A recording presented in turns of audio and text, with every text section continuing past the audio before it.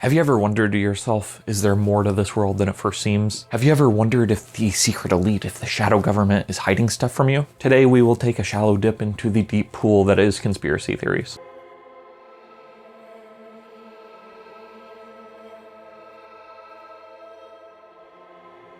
So conspiracy theories are one of those things that I think has long existed in the American imagination, and probably not just the American imagination, but the world's imagination. I think that every now and then you just hear something and you go, that seems a little weird. I think the world is a really big place, and I think there are a lot of things that we don't fully understand, and so I think oftentimes people will seek to explain them through conspiracies. So I want to make this clear right off the bat. Whenever we are discussing conspiracy theories today, we are not talking about cryptids, we are not talking about the supernatural. Oftentimes conspiracies, cryptids, supernatural, vampires, ghosts, whatever, all of these things are kind of grouped together a lot of the time. Basically, in a lot of these spaces, it feels like if the X-Files ever covered it, then it's fair game. But conspiracy theories oftentimes seek to explain the world, they seek to discover hidden truths about the world, but sometimes they're just kind of wacky. There are a lot of conspiracy theories out there that are just strange and weird, and so I wanted to talk about some of them. I think that everyone has one or two conspiracy theories that they believe in, but there are people out there who just believe in anything, and it's kind of insane. So with this video, I just wanted to dive into some of my favorite conspiracy theories, and at the end, talk about why we believe in conspiracy theories so often. I think one of the wackiest and silliest conspiracy theories is the flat earth theory, which just says that the earth is not a round globe, but rather it is a flat plane. There's this sort of idea floating around that until 500 years ago, people believed the earth was flat, and they believed that if you sailed the ship too far, then you would fly right off the freaking edge of the earth. But I don't think that's true. I forget if it was Pythagoras, but some old Greek dude or whatever from 2,000 years ago figured out that the world was round. And so ever since then, we've kind of known that Earth was round. And the flat earth theory is just one of those things that has existed for a long time, but really the internet has kind of regenerated it to a certain extent. The internet is both a good and bad thing. It allows information to spread, but it also allows misinformation to spread. And I remember hearing recently that around half of the information on the World Wide Web is actually false. And so the flat earth theory is just, it's kind of the wackiest conspiracy theory in a lot of ways. And I think it's generally acceptable to make fun of it and to mock flat earthers, because really it's just, it doesn't make any sense so far as conspiracy theories go. I think broadly speaking, in order for a conspiracy theory to be valid or hold any water at all, I think there has to be some beneficial party. In other words, in order for a conspiracy theory to be convincing, I think that there has to be someone who gets gain from it. And that's the thing with the flat earth theory, is it's like, okay, let's say that the flat earth is real and people are trying to keep us away from it. Like, who gains from it? I don't see how anyone benefits from it. And of course, we have telescopes, and so you can see other stars and planets, and all of those are round, but then the Earth is just flat. Like, it doesn't make any sense. Personally, I'm privy to the dinosaur theory, which says that the Earth is shaped like a velociraptor, but there are a lot of notable flat earthers. The guitarist from Deftones is a flat earther. B.O.B., who's a rapper from like 15 years ago who fell off the edge of the Earth, so to speak. That dude's a flat earther. But really, the flat Earth is one of those theories that just, it makes like no sense. It just doesn't hold any weight. And so as a result, I'm going to have to rate the flat earth theory as objectively false.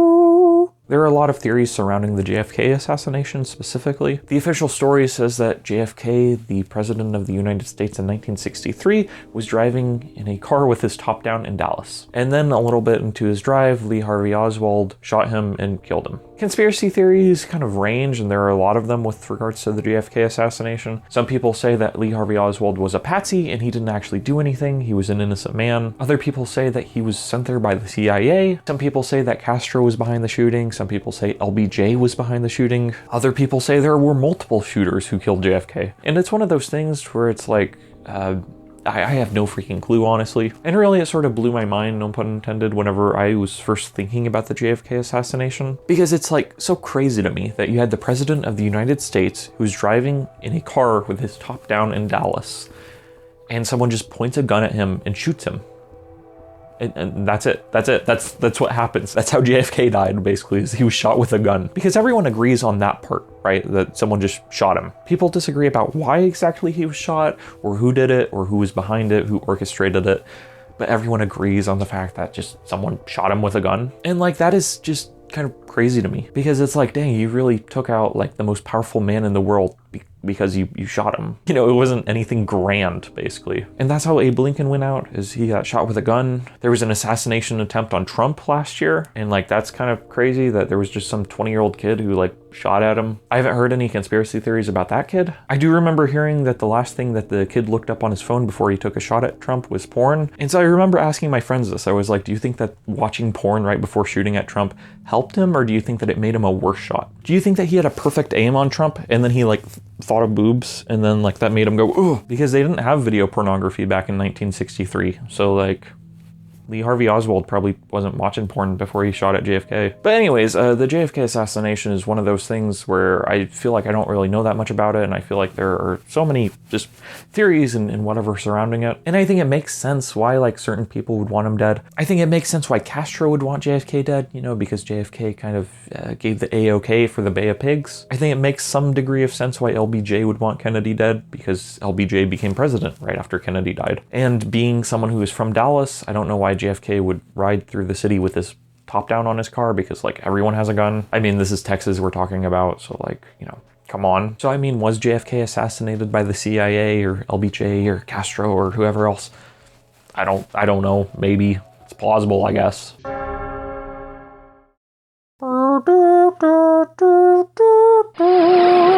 One of the biggest conspiracy theories is the Roswell alien landing, basically, that says that back, you know, at this point, like 60 or 70 years ago, aliens landed in the desert. That's what people say Area 51 is, basically, is they have alien aircraft there. There are a lot of UFO enthusiasts who have talked about this throughout the years. Probably the most noteworthy one is Tom DeLonge from Blink-182. I remember years ago he went on the Joe Rogan podcast and he basically just rambled for a long time about how the government was showing him alien stuff and UFO pieces and whatever. Different races are coming here, and they're trying to win and against each other. So there's more than one race. Yeah. How many this is the universe we're talking about.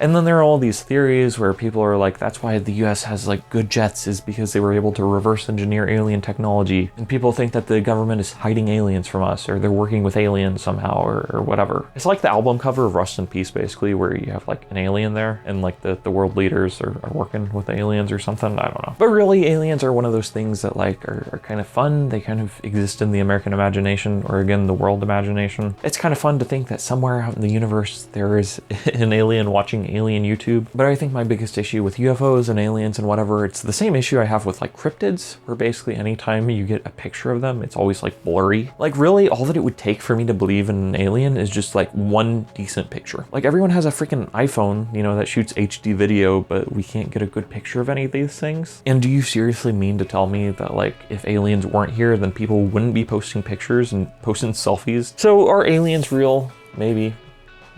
I think there's a good chance that, you know, somewhere in the Milky Way or somewhere in the billions and billions of galaxies that exist or whatever, I'm sure there is some kind of alien life form. Do I think aliens have visited the Earth? This is another one of those conspiracy theories where I'm kind of like, I don't really know. Again, I think you have to ask the question, who would benefit from keeping aliens a secret if they had visited the US? And it's like, well, the US government would, I guess, because then they would be able to like barter and trade with the aliens and whatever else. So aliens visiting the Earth and living in Area 51, I'm going to have to rate as probably not real, but I'm open to changing my mind.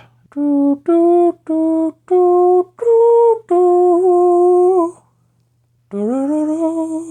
idea that the moon landing was faked and it was shot on a soundstage by Stanley Kubrick is one that you've heard about a lot, probably. Essentially, the idea behind the theory that the moon landing was fake was that it was just a way to bankrupt the USSR. Basically, the USSR was able to send a man into space before America, and so that kind of made America look bad that the USSR was able to beat them. And so according to this theory, basically the American government faked a moon landing to make it look like they were able to do something that the USSR was not able to do. And so the idea behind it was that the USSR saw this, and then they spent all their money trying to get a man on the moon, and then they bankrupted themselves and fell apart. And again, there are all these different reasons why people believe that the moon landing was faked. As I said, Stanley Kubrick is typically framed as the person who faked it. I think that's due in large part to 2001, but I was reading up on it this morning and it seems like basically they were able to bring back moon rocks, and the astronauts who came back from the moon sent the moon rocks to different countries and stuff, and the different countries all examined them and they all agreed these are of extraterrestrial origin. And so it doesn't really make sense to me that all these different countries would agree that the rocks are from somewhere other than the Earth. It doesn't make sense to me that all these countries would actually do that unless the rocks actually were from somewhere else besides the ground.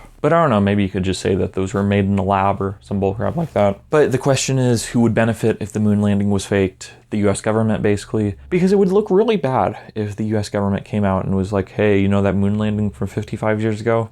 Yeah, that was fake. You know, like we can't really like go back on it now. Because then if the American people found out that the moon landing was fake, then they, you know, might start being like, whoa, what else is fake? But really, I don't think the moon landing was faked. I think there are a lot of people who question why we don't visit the moon more often if the moon landing wasn't faked. But kind of the thing is that there's like not really anything on the moon. I mean, I guess there are Transformers, but like we don't really want Transformers on Earth. Go away, Transformers. I had a friend who told me that Transformers are actually filled with blood. And they're not just robots, they're like organic beings, and I found that very disturbing. I think that the most interesting way to go about the moon landing being fake is if you said that that initial moon landing was fake, but then all the other space stuff afterwards was real. Like if the US government hadn't quite figured out how to get to the moon in 1969, but then they figured it out afterwards, that would be kind of interesting. But again, like we're talking about truth, and so, you know, this isn't a story.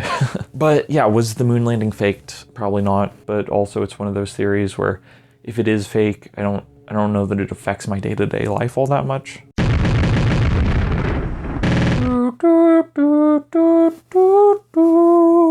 Jeffrey Epstein was a notorious pedophile. Essentially, he had a private island and he would take celebrities there and they would molest children. It's kind of the P. Diddy thing, basically, where he was the supplier of young kids to Hollywood elite types and whatever. He had a private jet where basically he would fly out celebrities to his rape island, and there are all kinds of celebrities who show up on the passenger files. Bill Gates was good friends with Jeffrey Epstein. Donald Trump was good friends with Jeffrey Epstein. Now, there are people who look at the Epstein flight logs and they say that every person listed was some sort of sexual assaulter of children or whatever. They were some kind of child molester. I don't think I buy into that because Jeffrey Epstein was someone who was posing as an accountant. I don't think that everyone who flew on his plane was like diddling children. And like there are some that are just confusing. Like Stephen Hawking is listed on there, and like he couldn't even move, you know? So I don't know how he would be able to do anything. But basically the story about Jeffrey Epstein goes that he was taken into prison and he was going to leak the names of all the people who molested children. And then he was found hung in his cell. Like he, for some reason, all of a sudden killed himself. And during this period, the cameras were turned off. He was placed under strict suicide watch, but he wasn't being watched. Jeffrey Epstein didn't kill himself. Like that's the one conspiracy theory where I'm like, yeah, this is pretty accurate. Like I genuinely think this man was like murdered in a cell, because if he wasn't murdered, then he would have taken down everyone with him. And it's one of those things basically where if he just like named anyone, then their career would be destroyed. And so as a result, I think this is fair to say, I don't want to support pedophiles. You probably don't want to support pedophiles.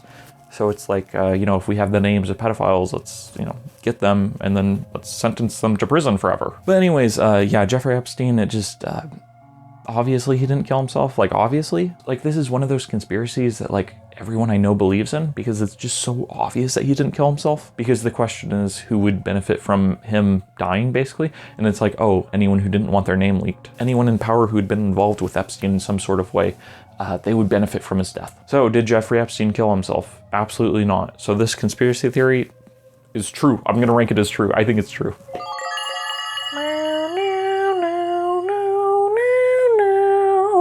I'm trying to look at like other conspiracy theories, but the thing is there are a lot. There are conspiracy theories about 9/11, about Princess Diana's death. There are conspiracy theories that say that Paul McCartney died and replaced, and that the same thing happened with Avril Lavigne. I do think that typically speaking, whenever someone dies, there are always people who benefit off it. And so that's why the theories that like, oh, this person died and then they were replaced, that's why that crap doesn't hold up for me. Because if you look at Kurt Cobain, basically, I think he's more famous in his death than he was when he was alive. Same with Ian Curtis from Joy Division. Jim Morrison lives on in the minds of many because he died. The Smiths wrote a song about this. And really, I think that whenever someone dies, there's all of a sudden a surge of interest in their work. So if that had been the case with Paul McCartney of the Beatles, then, you know, I think the Beatles would have been even bigger than they are now. I think certainly if Avril Lavigne had died in like 2003, whenever they say that she died, I think she would be bigger now than she currently is. I think it's kind of like a Jeff Buckley situation, where if someone dies young, then people just, they eat that crap up. There are a lot of COVID conspiracy theories. Like some people believe that COVID was caused by 5G because the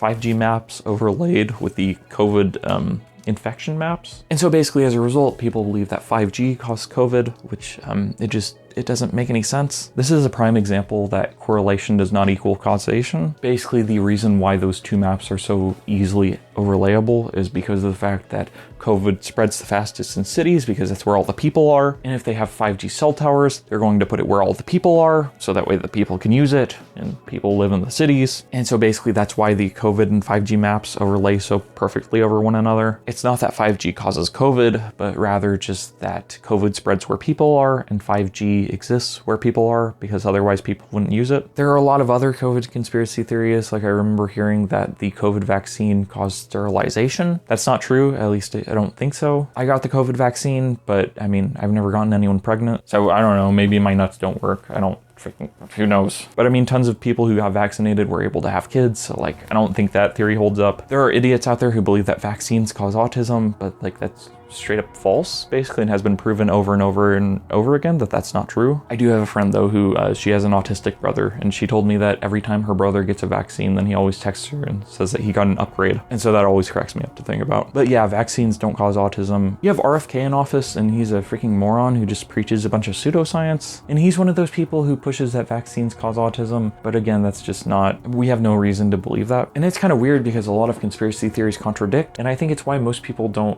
touch them, basically, because there's just a lot of crap. Most conspiracy theories, by nature of their contradiction, are false. And so for a second, I wanted to talk about why people believe in conspiracy theories. There's a really excellent video that Dr. Anna did, where basically she goes into it in greater detail than I'm going to be able to here. But in essence, she says that the world is very complicated, it's very large, there's a lot of moving pieces, and so people try to make sense of it. And the way they do that is through conspiracy theories. If you believe that everything is somehow connected, then it allows you to get a grasp of the world much better. It's much easier to accept that somehow there is some evil person behind the scenes controlling everything and controlling every single action than it is to just accept that the world is a messy and weird place and just strange things happen. She also says that people who are more paranoid tend to accept conspiracy theories, and also people who are more narcissistic. People who are narcissistic tend to accept conspiracy theories because they believe that they have this special information that no one else has, and that makes them better than everyone else because they know the truth. And they think everyone else is a sheep, except for them. They're a strong wolf or whatever the frick. And so there are a lot of reasons why people believe in conspiracy theories, but really I think one of the reasons why people believe in conspiracy theories is because sometimes they're true. Sometimes there actually is a sort of cover-up. Sometimes there are bad actors behind the scenes who are changing things and who are affecting the course of history. There are many things that we'll never fully understand, and there are many things that we just don't know the full story behind. And really, whenever we come into this world, we're coming into it after people have already been living for who knows how many years. There have been countless nations and empires and countries that have risen and fallen before we were even a thought. And so really, as a result, it's difficult to know how much of what we're being told is true. If you want a historical example of this, whenever Abraham Lincoln was assassinated, they couldn't find the killer immediately, they couldn't immediately find John Wilkes Booth, and they said that they had found the killer. And the reason they did that was because they wanted to calm and soothe the American public and make it seem like justice had been served. There are absolutely reasons to be cynical and distrustful of things that you're told, but I think that a lot of my feelings towards conspiracy theories are just that, for the most part, they don't really affect me in the day-to-day of my life. If the earth is flat, that doesn't really affect me. It doesn't really affect how I live. If the moon landing was fake, then, you know, what does that tell me? It tells me I can't trust the government, which I don't already. But really, that's kind of the issue with most conspiracy theories, is that if they're true, they don't really affect you. Most people are focused on the day-to-day. Most people are focused on buying groceries or their work or their school or their career or their family or their friends. And so as a result, I don't know that it's a great use of my time to focus on conspiracy theories. They're kind of interesting. They're kind of fun to read about sometimes. But really, I don't think I'll ever become any sort of conspiracy nut. Again, Jeffrey Epstein didn't kill himself. That's a hill that I feel comfortable dying on. Let me know if there are any conspiracy theories that you believe in. Let me know if there are any that I should talk about in the future. As a big X-Files fan, it's just kind of interesting to me. So thank you for watching. I'm gonna go to the gym, and good night.